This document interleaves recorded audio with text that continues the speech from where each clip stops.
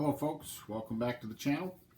Today we'll be doing another episode of World in Flames Collector's Edition, Days of Decision 3, Combined Game Playthrough number 2. This episode will be the July-August turn. And last turn we saw some interesting developments in China. Japanese kind of redeemed themselves after getting all their amphibious troops destroyed. We'll see what happens this turn. But let's get started with taking a look at starting money for the major powers.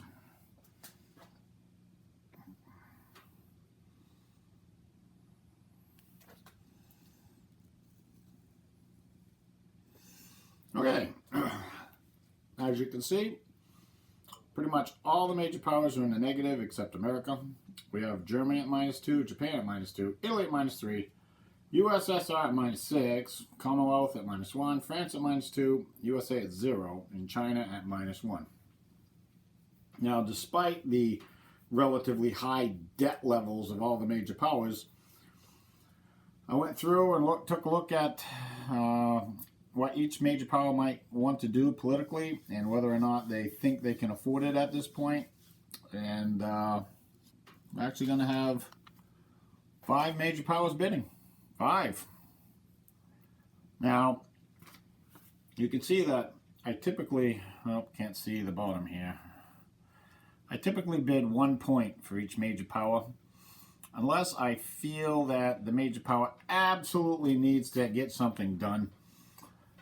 If not, my thought is the major powers would be okay not getting a political option, because then they would just get their bonus bid points for next turn, which would put them in an even higher position for that turn's political options. So that being said, I basically bid 1 point for each major power, unless, like I said, I feel that they really need to get something done. This is not one of those turns. So, we have all 5 major powers bidding 1 point. Let's go take a look at the political initiative track. See how this shakes out. Now let's back off. There we go. Perfect. Okay. So we have Germany bidding 1. They're going to get a +4. That's going to put them in first. The French bidding 1. They're going to get a +3. The USSR is also, that's going to give them 4, so that's going to put them in second. The USSR is bidding 1. They're going to get a +2.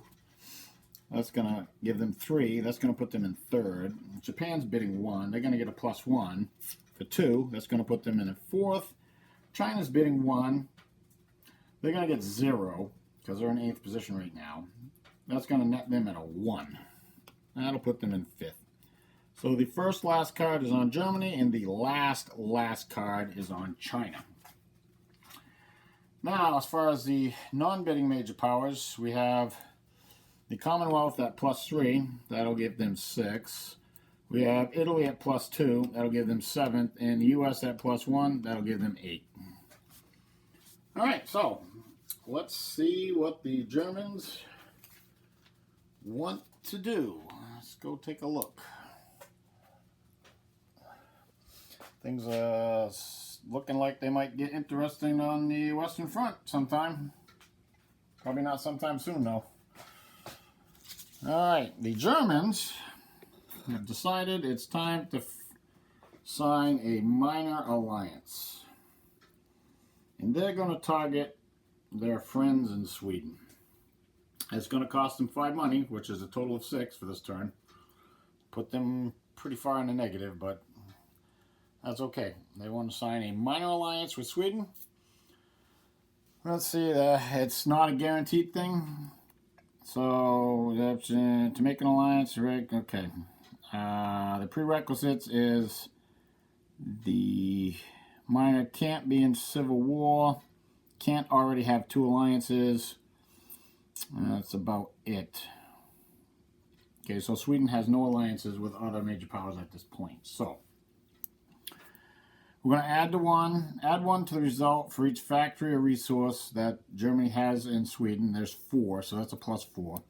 Add the miner's willpower. The miner's willpower for Sweden is 2, so that's +6. Subtract our initiative position. We're in 1, so that's +5. Subtract the distance in hexes on the status display. That's 3. So that's going to be a +2. The miner is not hostile, and we're not trying to break an alliance. So it's going to be a +2 to the die, and it's anything except a 0 or a 10. Really don't really matter. Okay, it's pretty much automatic. All right, so I got to apply the treaty chart if successful. So I have to go and apply the treaty chart for this, and I'll come right back with Germany activating a miner. Okay, I've recorded the U.S. entry, put the markers out for the various minor powers, and I think Germany is going to activate Sweden, the minor power they made a treaty with. The status display. All right, 3 for the Germans. Here's Sweden. It's 2 for the hex, and 1 to cross the boundary is exactly 3 points. That takes care of that. All right. Now last thing we have to do is roll to see if Germany ends the political phase. It's 1 die roll. 7. Can you see that? I don't know if you can see that. That's a 7. The political phase will continue. We'll move the marker down to France. I'll go check out what the French gonna do. Unfortunately for France, they have to do this pretty much every single year. Government follows election code, so they're gonna hold their election. It's not going to cost them any money. There's no U.S. entry. There's no minor effects. So all we have to do is have the French activate a minor and have them roll to see if they end the political phase. So let's see. Well, who is France going to activate for a minor? Since the French, like the British, can pretty much activate anybody, I think what they want to activate is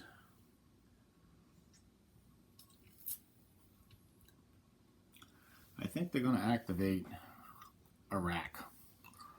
At the very least, it's going to clear out the points that are in there. So we're going to grab these markers, head over to the status display, and we'll see what this does for Iraq.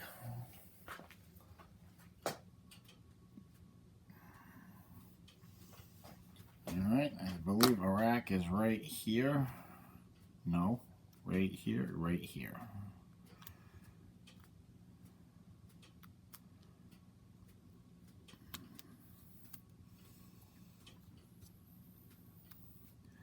Probably going to do a whole lot of nothing. All right, we have 3 Commonwealth, 3 Soviet, 1 Japanese, and 1 French. Okay, well, the 1 pointers are going to do nothing, so we can just take them off. Now, the 3 Soviet, we'll do that one. That'll move the marker towards the Soviets. 1 hex. 3 Commonwealth. The Commonwealth is off in this direction, so we'll move the marker 1 hex towards the Commonwealth. And that's basically it. Pay the 2 money for the French. Let's roll to see if France ends the political phase. And the 2 does indeed end the political phase. So, the Soviet Union, Japan, and China will all get bonus bid points next turn. I'm going to roll initiative, roll the weather, and I'll be right back with taking a look at reinforcements. Okay, the fascists won the initial initiative roll. So, at the behest of the Democrats, The communists asked for a re-roll. And why do I say at the behest of the Democrats? Because if you look down at the political initiative, the Democrats are in the -1 box. The communists were in the +1 box. Asking for a re-roll moves them down to the 0 box. The re-roll resulted in a 2 for the fascists, a 6 for the Democrats, and a 5 for the communists. Even with the modifiers, the fascists are going to lose this roll. And so the Democrats chose to go first, followed by the communists, and then the fascists will be last. The weather roll was a 7, which is fair weather everywhere, except north monsoon, it's storm, which could actually have an effect on the Chinese theater this turn. All right, let's go take a look at what we have for reinforcements. This is the, all right, this works. All right, this is the July-August turn. We have the Czech rump reinforcements for Germany, which is a Land 3 bomber, a Fighter 2 single-engine fighter, a double-engine twin-engine bomber, which is a Heinkel 112B for a fighter, which is actually a pretty decent fighter for this era. And the bomber is a Dornier 17M, which is sort of iffy, kind of, sort of. We got an 2 infantry corps and an armored corps for the Germans, which actually is going to add quite a bit to their on-map strength. We have an Italian infantry corps going on the map. We have oh, okay, so the French will be getting a fighter.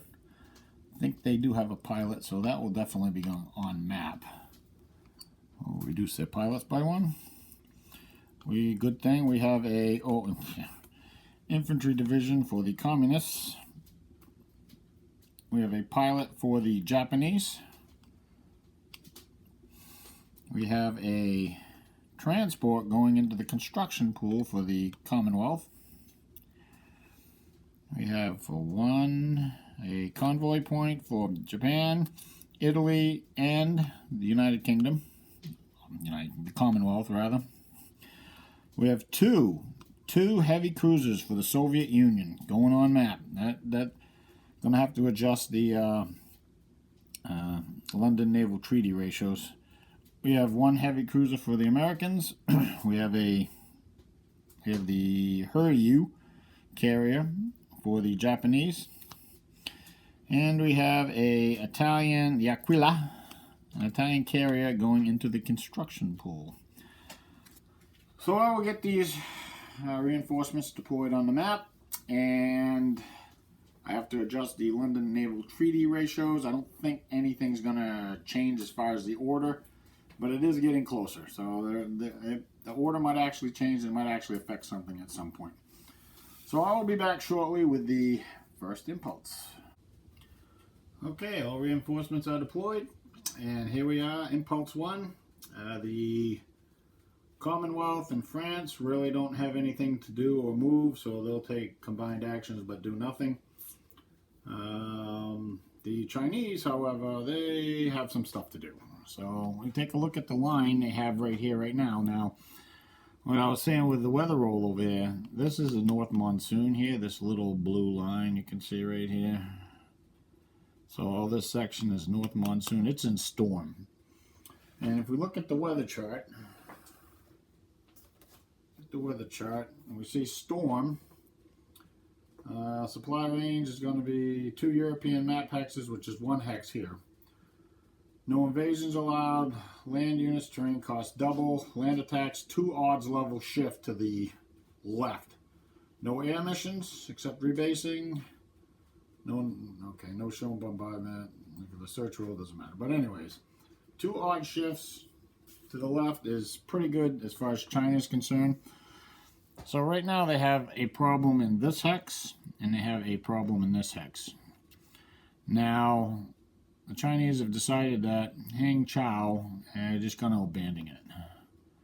Okay, this is a forest hex, which is not a bad hex.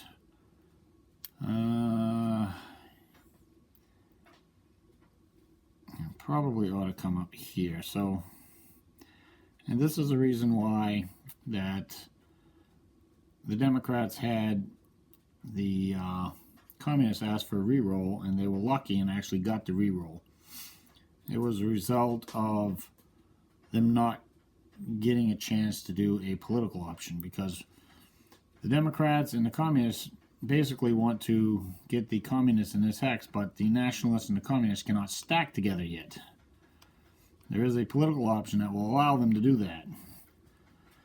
That being said, we also know that the Japanese are having a supply issue up in through here, so we don't have to worry about that too much this turn.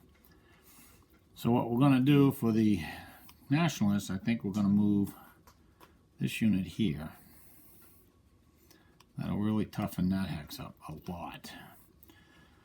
And we're going to move him here. So that's going to flip him over, unfortunately, but that's okay. It gives a zone of control in both of these hexes, which will add to their defense. This is a pretty decent hex right here. But it is forced. It won't be doubled. So I think the nationalists want to do something like this. So that's 10 points there. This is 6 doubled to 12. We bring both of these back here. That's going to be 8 doubled to 16. However, they're going to both end up flipped over. Now, the Japanese can get a 2-hex attack on this guy, but he's in the storm zone, so I'm not too worried about it, even though it's only 4 points there. In fact, I think what we're going to do is we're going to bring this militia into this hex with this. And that makes that an 8-point hex now. That's not flipped over. So that is not as bad. Okay, so I think the Democrats are done with their land action. We will move on to the communists.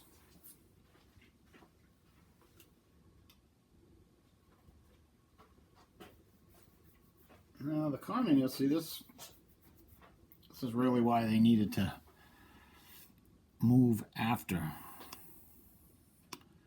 I'm going to put him here. I'm going to move him down here. I got 5 land moves. The militia is going to move up into that hex. Unfortunately, it's going to flip over. This unit is going to move into this hex. And I think we're good. I didn't go through the order of battle because all it is land moves at this point. The communists had 5 land moves, so that's 1, 2, 3. 3 total. So we got 8 points in that hex now, and it's behind the river. There is 5 points here in a mountain, which means there's 10 points there. And Mao can affect that with the HQ benefits. There's 8 points here, and there's 3 points there. All right, the communists are done. Let's move on to the fascists.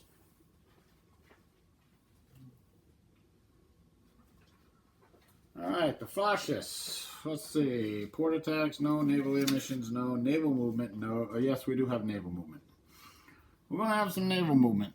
So we're going to bring this transport out. We're going to bring the amphibious unit out. I'm going to pay oil as I go, so that's going to cost me 1 oil. And where are you?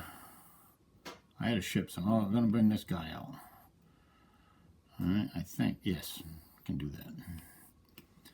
So we're going to embark this onto it's an infantry type unit. So we'll embark that onto the SCS, and the 2 militia will go on the amphibious unit and the transport.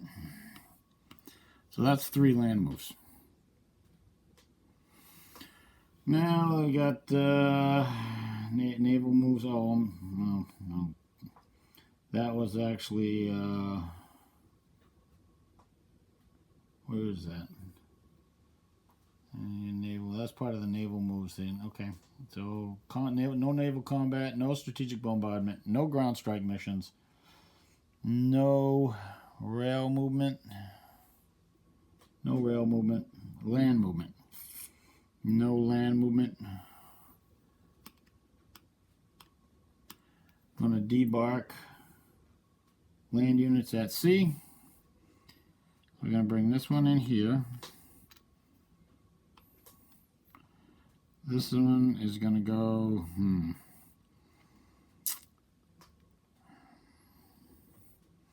It's going to go to Tsingtao, however, that's going to flip him over. And this one also will have to go to Tsingtao. That turns all these face down. And that's going to cost Japan 2/10 of an oil. And land combat, no land combat, no area base, no reorganization. So that's it for Japan. And we'll be right back with the next Democrat impulse. Okay, for the second Democrat impulse, I think the Chinese are good with the weather roll came out to be 10, which is the same weather as last turn. However, there will be a +1 to the weather die roll for next turn. The impulse marker is still only moving up 1. So we still have storm down here, which is A-OK with the Chinese. They're perfectly fine with that. They don't really see anything else to move at this point. So, they're going to have, when we get down to air rebases on the sequence of play, they're going to rebase to here. That puts them in range of their entire line. So they're good with that. Alright, now we move on to the communists. They really don't see anything else to do. And then we'll move on to the fascists.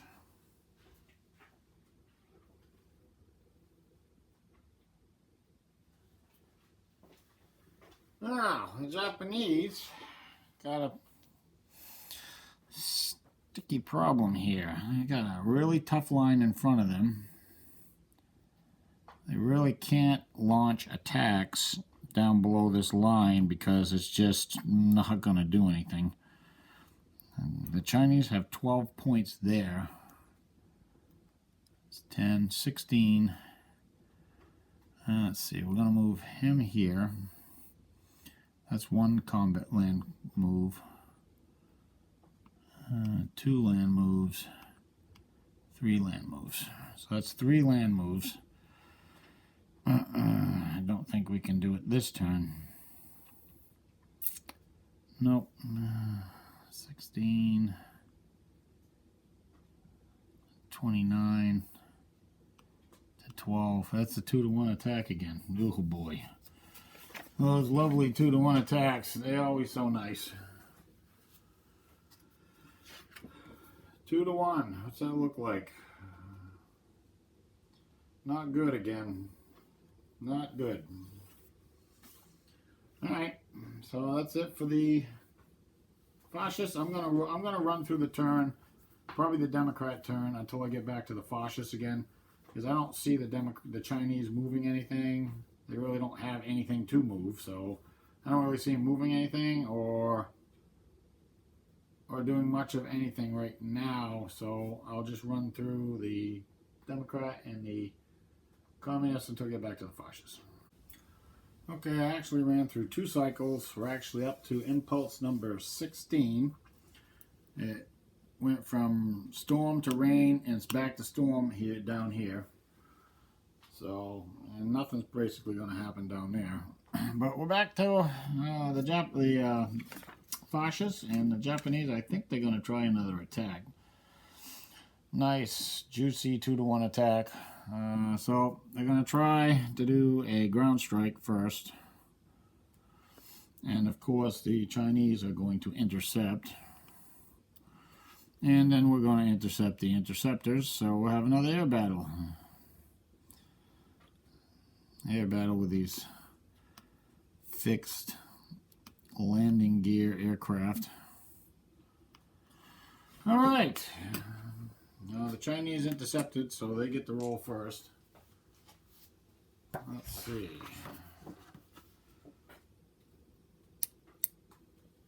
Alright, let's see what the Chinese get. 7, that's not bad. 7 on the 0 because it's 3 versus 3, so it's a 0. 7. Defender abort. Alright, the defender aborts own front fighter or front bomber. Well,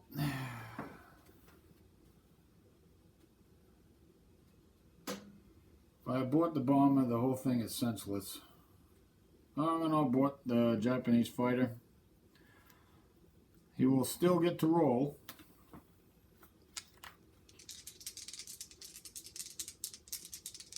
Let's see what he gets. An 11. The worst of the worst. An 11 is defender clears through any one bomber. Okay, so the Chinese have no bombers, so there's nothing to clear through. Well, now do I bother to try to go it again? That's going to be on the +2, -2 column. Yeah, the Japanese really don't want to lose that plane. It's not a cheap plane. What is it? 1936. It's 2 years old. Do we take the chance? Okay. We'll take the chance. We'll see if it'll get through. So the Chinese are rolling on the +2 column. They roll a 8. +2 column and 8. As defender aboard, so I guess it doesn't matter. I get the Japanese player gets to defender aborts his own bomber, so it's going to be aborted. But he gets to roll on the -2 and rolls a 17 on the -2. 17. Ooh. DX. Defender destroys own front fighter or bomber. So the Japanese bombers destroyed the Chinese fighter. So he is toast. The pilot does survive because it's a yellow box, but it's over friendly territory. So the pilot does survive. Okay, so this guy, he aborted. He's got to go back. And this guy, he's aborted too. He's got to go back. All right. So we're going to use HQ benefits. Where are you, Zumu? He's going to give us a +1. It's going to be a 2-to-1 +1 roll.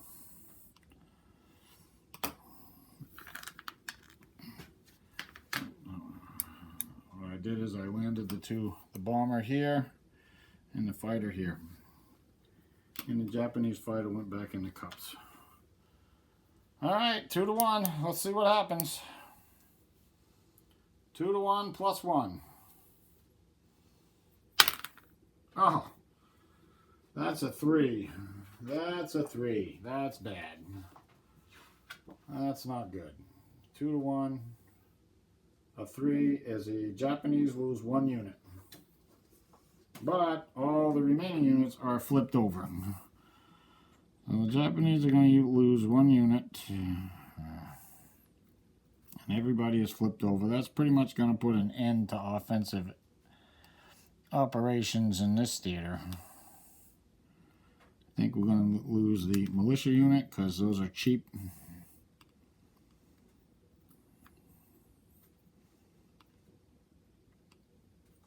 Well, Japan chokes again. Seem to do that a lot. So what we got here is, alright, what we got here is we got flipped over stacks here and here for Japan. It's a good thing the Chinese have attack weakness. And including the headquarters, which is flipped over. So, and there's really not a whole lot up and through here that Japan can really do anything with. So, I think that's it for offensive operations on the Asiatic front. I'm going to run through the rest of the turn, and I'll probably come back with production. All right. Okay, so the partisan roll came up nothing. U.S. entry was zeros for Japan. They didn't take any cities, so it was 1 roll, and I think I rolled a 4. So 4 would be a 3, which is 0. 3 to 5 is 0. So yes. So, production. So Germany produced 14. They started with 6, and they spent 5. So they're building an infantry army, and this is coming out of the construction pool. All right, the Japanese produced 7, started with 4, and spent 6. They're building a combat air group. They are building a light cruiser, a pilot, and a militia unit, militia army. The Italians produced 5, started with 2, and spent 2. They pulled the Aquila out of the construction pool, and they're building 2 combat air groups for free, because they're 2s minus 2. The USSR produced 7, started with 0, and spent 3. They're building an infantry army. Commonwealth's production's looking pretty good. They're up to 11. They started with 10, and they spent 10. They pulled all this out of the repair pool. And they pulled these 3 units out of the construction pool, and it nets to 10. The French produced 6, started with 2, and spent 5. They're pilot and an infantry corps. The United States produced 3, started with 3, and spent 3. Pulled the Idaho out of the construction pool. The Chinese produced 3. There was a lend-lease of 1 resource from the U.S., which put them over the rounding, so they could round to 3 production points. They have 10 factories and 9 resources right now. The 10th resources gave them 2.5 production points, which rounds to 3. But they spent 2. They built a garrison army. It's actually a communist garrison army, but any little bit helps, I guess. So that's going to be it for this turn. I think I'll just pack this turn up and upload it. I don't want my device dying on the middle of a turn like it did last turn. So I'll probably get another turn in done probably next day or 2 maybe, and have it uploaded probably, I will say, at least within the last 3 or 4 days. Next 3 or 4 days rather.